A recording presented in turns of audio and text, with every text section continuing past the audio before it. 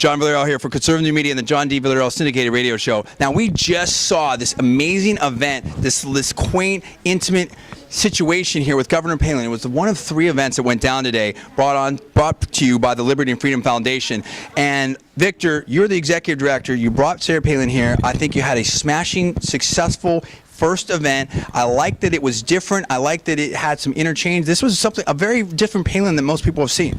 Well, I mean, was the person that she really is. She's, the average person, and that's what freaks people out, especially on the left there. They're terrified of the average person taking control of the country. Isn't that the truth? That's exactly the truth. They're afraid of it.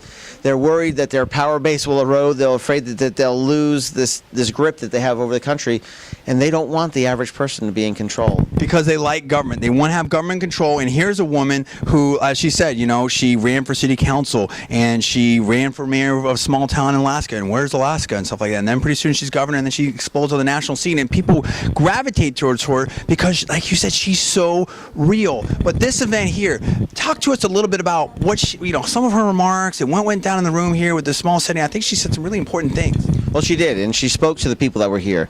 And that's what the difference between Governor Palin and a lot of people. Not everyone. She speaks to the people, and she speaks to the things that they're concerned about.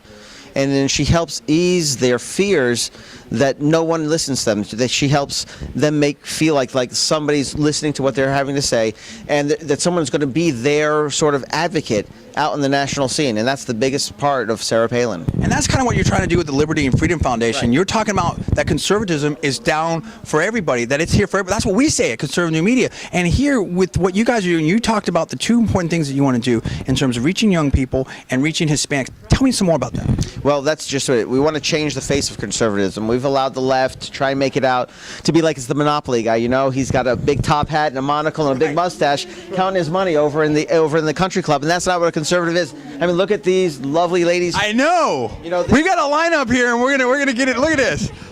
Okay, hold on. We're gonna get to that. The new face of conservatism. It's us. It's the young people, and we're going to take back what that moniker of conservative is, and we're going to spread it out all across the country. And you know what? You don't have to agree with us, but listen before you decide. That's the key. Give it a shot before you decide. And now it's the whole thing about Palin. She's exciting. She speaks to a young person. She's someone different.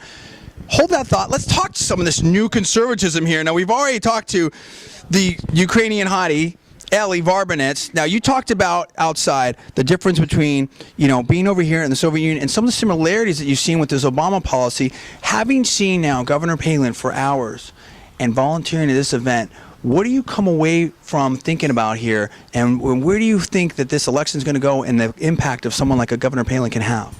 Well, as we were talking with Victor earlier, and he said that Governor Palin, she does her own questions. Ellie does her own interview. Go ahead.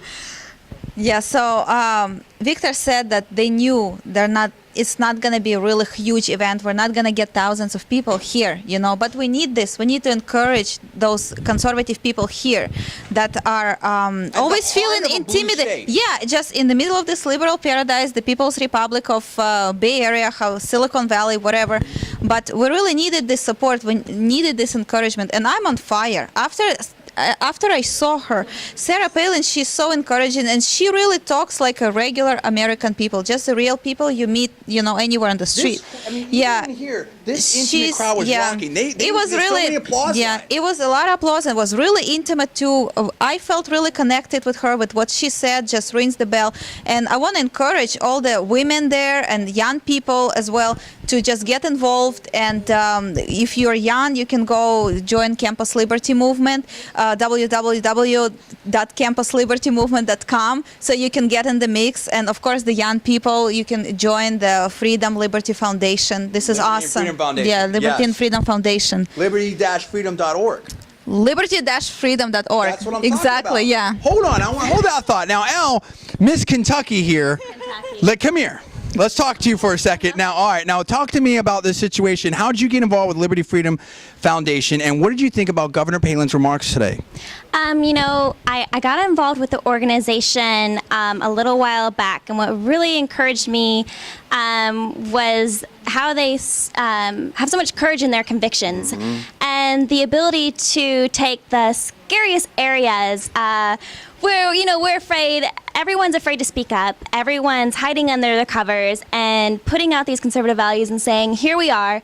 We're not afraid to be here. We're not afraid to speak up. You don't scare us. And I was amazingly surprised by the outcome and the enthusiasm by the people in this state where everyone's been hiding under these covers, and we're coming out there to say, it's okay. You're allowed to speak.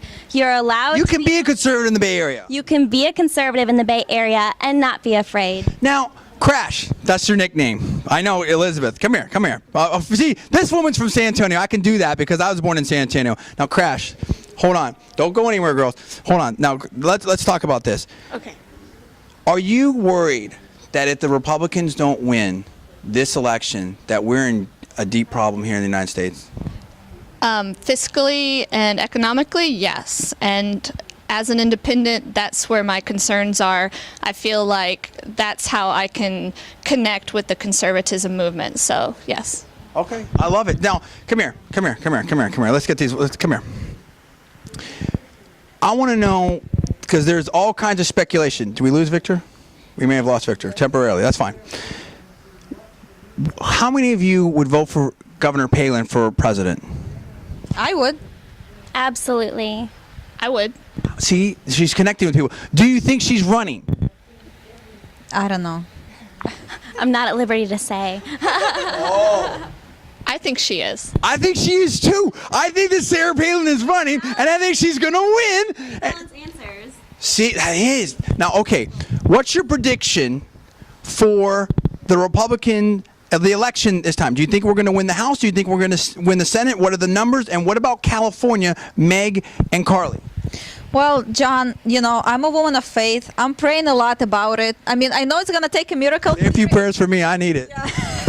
I do all the time. I don't know. Wait, when it starts working. Yeah, I know. So yeah, I'm really optimistic. Yeah, I'm really into Carly's campaign, and yeah, I want Meg Whitman to win. Of course, I mean, in this area, this is our last chance.